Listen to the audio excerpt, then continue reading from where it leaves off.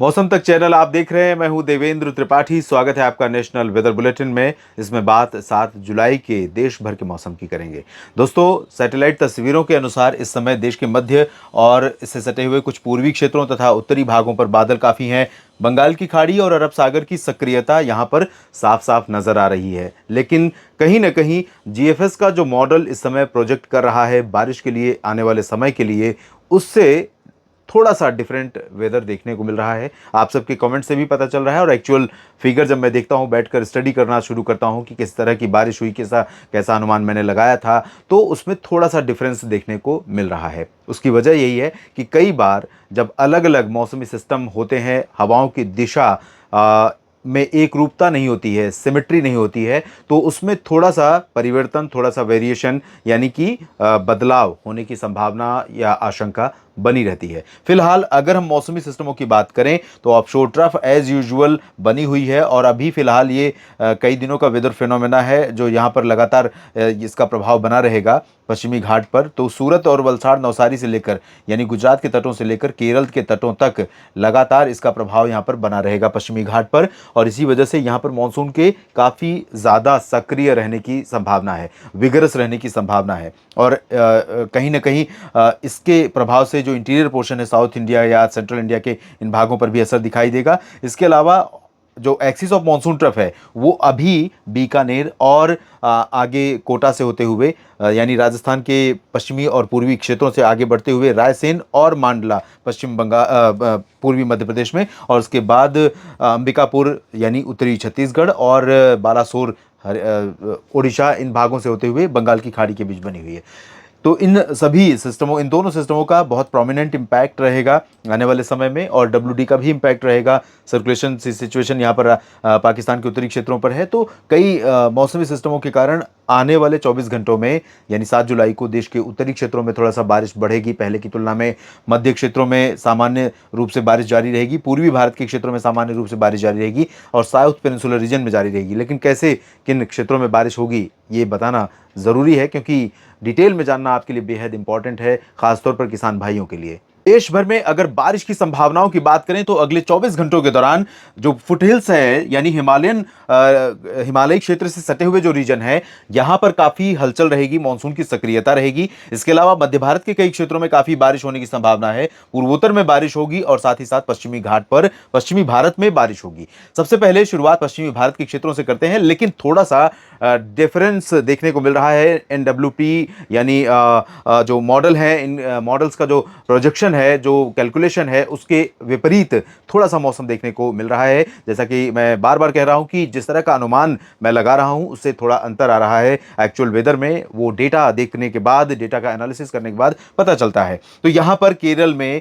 फिलहाल बारिश कई जगहों पर, लेकिन बहुत ज्यादा इतना नहीं रहेगा कि यहां पर जो बारिश दिख रही है बिल्कुल ही बारिश ना हो, पूरा इस तरह का सिचुएशन हो, इस तरह की सिचुएशन हो, ड्राई वेदर है, लेकिन जरूर थोड़ा सा अंतर आ रहा है। तो केरल में कई जगहों पर, तटीय और आंतरिक शहरों में मध्यम से भारी वर्षा हो सकती है। लक्षद्वीप में कई जगहों पर भारी बारिश होगी और दक्षिणी आंतरिक कर्नाटक में कई जगहों पर, जबकि उत्तरी आंतरिक कर्नाटक के कुछ क्षेत्रों में हल्की से मध्यम वर्षा होने की संभावना है। तटीय कर्नाटक और गोवा, साथ ही साथ कोंकण गोवा यानी महाराष्ट्र का कोस्टल पोर्शन जो है वो लगातार एक्टिव मानसून वाला रीजन रहेगा और यहां पर मध्यम से भारी बारिश लगातार बनी रहेगी। पालघर से लेकर मुंबई, ठाणे, कल्याण और आगे अलीबाग, रत्नागिरी, सिंधुदुर्ग के बीच में इन भागों में कई जगहों पर मध्यम से भारी बारिश होगी। पुणे, सांगली, सतारा, अहमदनगर से लेकर नंदुरबार, धुले, नासिक, जलगांव के बीच में भी कई जगहों पर बारिश होगी।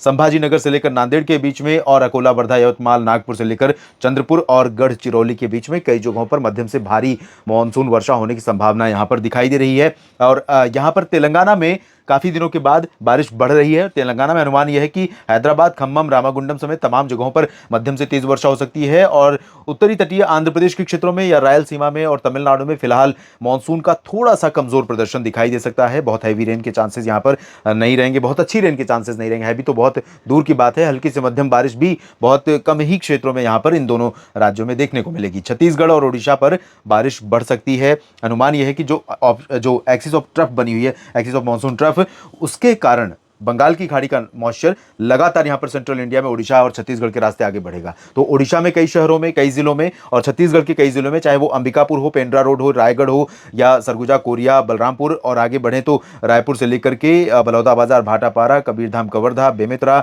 महासमुंद, इन भागों से लेकर जगदलपुर, सुकमा, दंतेवाड़ा, बीजापुर, नारायणपुर, कोंडागांव, अधिकांश जगहों पर मध्यम से भारी बारिश होने की संभावनाएं यहां पर दिखाई दे रही हैं। इसके अलावा मध्य प्रदेश के ऊपर लगातार आज जो सिचुएशन रही है वो पूर्वी मध्य प्रदेश पर ज्यादा एक्टिव वेदर की रही है। तो पूर्वी मध्य प्रदेश में जहां डेफिशिएंसी रही है, ये बहुत अच्छी बात है कि मानसून कहीं ना कहीं संतुलन साधने की कोशिश कर रहा है। जहां पर बारिश कम हुई है वहां पर बारिश ज्यादा होना ये अच्छी चीज है। तो सिचुएशन ये थी कि अभी तक सागर, सतना, पन्ना, रीवा, टीकमगढ़ और दतिया, भिंड, मुरैना, साथ ही साथ सीधी, सिंगरौली, इन भागों में बहुत कम वर्षा रिकॉर्ड की गई थी। छतरपुर में, खजुराहो में बारिश कम हुई थी, लेकिन अब यहां पर बारिश हो रही है। तो यहां पर अनुमान यह है कि सीधी, सिंगरौली से लेकर कटनी, शहडोल और जबलपुर, मांडला, बालाघाट, अनूपगढ़ से लेकर होशंगाबाद, छिंदवाड़ा, सागर, सतना, पन्ना, रीवा, इन सभी भागों में कई जगहों पर, और इधर अगर देखें दक्षिण के पश्चिमी क्षेत्रों में, तो पश्चिमी भागों में बैतूल से लेकर खरगोन, धार, खंडवा, इंदौर, उज्जैन, देवास, भोपाल, विदिशा, शाजापुर, अलीराजपुर से लेकर गुना, ग्वालियर तक कई जगहों पर मध्यम से भारी वर्षा हो सकती है। गुजरात में बारिश बढ़ने वाली है, और गुजरात में अनुमान यह है कि कई जगहों पर आज सौराष्ट्र में और पूर्वी क्षेत्रों में बारिश होगी, लेकिन बहुत हैवी फ्लडिंग रेन की आशंका नहीं है। लेकिन कई जगहों पर 10 से 15 मिलीमीटर या उससे ज्यादा की बारिश रिकॉर्ड की जा सकती है। सूरत से लेकर अहमदाबाद के बीच में, मेहसाना, साबरकांठा, बनासकांठा से लेकर सौराष्ट्र और कच्छ के क्षेत्रों में, और इसके बाद उत्तर की तरफ अगर हम चलें तो राजस्थान के क्षेत्रों में अनुमान यह है कि पश्चिमी भागों पर, जहां पर मानसून पहुंचने के बाद, मानसून जहां पर निकलने के बाद अभी तक बहुत अच्छी बारिश नहीं हुई है, लेकिन अब यहां पर क्योंकि ट्रफ जो यहां पर कुछ दिनों के लिए रुकेगी, तो ट्रफ के प्रभाव से बंगाल की खाड़ी और अरब सागर से हवाओं का फ्लो थोड़ा सा बढ़ेगा। इसके चलते यहां पर बीकानेर, चूरू, गंगानगर, हनुमानगढ़ और आसपास के भागों में कई जगहों पर हल्की से मध्यम, कुछ स्थानों पर भारी वर्षा होने की संभावना है। और साथ ही साथ जोधपुर, जालौर, जैसलमेर, बाड़मेर, इन भागों में भी, सिरोही में भी थोड़ी बहुत वर्षा हो सकती है। पाली और महासमुंद में भी, राजसमंद में भी बारिश हो सकती है यहां पर थोड़ी बहुत। लेकिन पूर्वी क्षेत्रों में उदयपुर, डूंगरपुर, प्रतापगढ़, भीलवाड़ा, कोटा, सवाई माधोपुर, बूंदी, बारा, झालावाड़, जयपुर, अजमेर, अलवर, भरतपुर, दौसा, इन भागों में कई स्थानों पर हल्की से मध्यम, कुछ स्थानों पर भारी वर्षा होने की संभावनाएं नजर आ रही हैं। और चूरू, गंगानगर, हनुमानगढ़ की बात हमने की ही। पंजाब और हरियाणा के क्षेत्रों में, उत्तरी जो तराई वाले जिले हैं दोस्तों, यहां पर ज्यादा बारिश हो सकती है। और अमृतसर से लेकर के लुधियाना, पटियाला के ऊपर के क्षेत्रों में ज्यादा बारिश की संभावनाएं हैं। लेकिन तरन तारण, फजीलका, फरीदकोट में भी बारिश से रूल आउट नहीं कर सकते हैं, इनकार नहीं कर सकते, यहां पर भी ठीक ठाक बारिश हो सकती है। और पंचकुला, अंबाला, यमुनानगर, चंडीगढ़, करनाल, कुरुक्षेत्र, कैथल, जींद, रोहतक, इन भागों में, साथ ही साथ सोनीपत, पानीपत, हिसार, सिरसा, फतेहाबाद में भी हल्की से मध्यम वर्षा के कुछ एक पैच आ सकते हैं। दिल्ली एनसीआर, गुरुग्राम, फरीदाबाद, हरियाणा, इन भागों में, फरीदाबाद सहित दक्षिणी हरियाणा में भी कुछ स्थानों पर वर्षा हो सकती है।